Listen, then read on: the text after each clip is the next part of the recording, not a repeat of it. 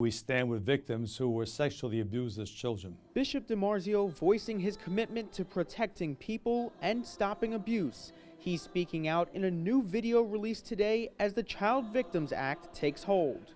We have reached this point because too many victims all across society have sadly carried this heavy cross for far too long. Sexual abuse is a heinous crime, and victim survivors now have a new avenue to seek redress through the Child Victims Act.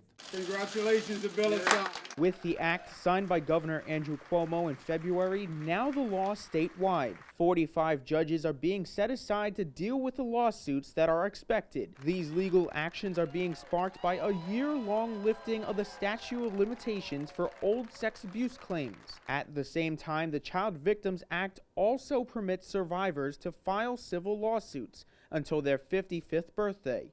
And the statute of limitations for certain felony charges is extended until the survivor is 28. This is society's way of saying we are sorry. Bishop DiMarzio is vowing that the Brooklyn Diocese will do everything possible to protect people. The Diocese of Brooklyn will never stop fighting against sexual abuse. We will never stop supporting those who need healing and will forever work to restore the faith of those whom we have failed. The bishop was one of the first Catholic leaders in the country to establish a special program that puts survivors first. Our independent reconciliation and compensation program has settled nearly 500 victim cases. And our hope and intention is to continue the RCP.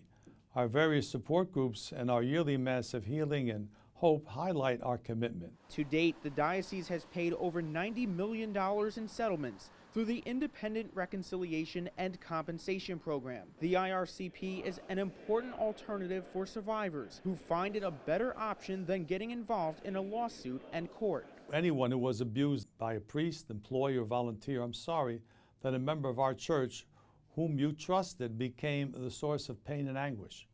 You should know that the Diocese of Brooklyn has instituted the most aggressive policies to prevent any future abuse and to protect children. The Brooklyn Diocese has instituted significant programs to prevent future abuse and protect children, including a zero-tolerance policy that permanently removes from ministry any clergy member credibly accused of abuse. Tim Harfman, Currents News.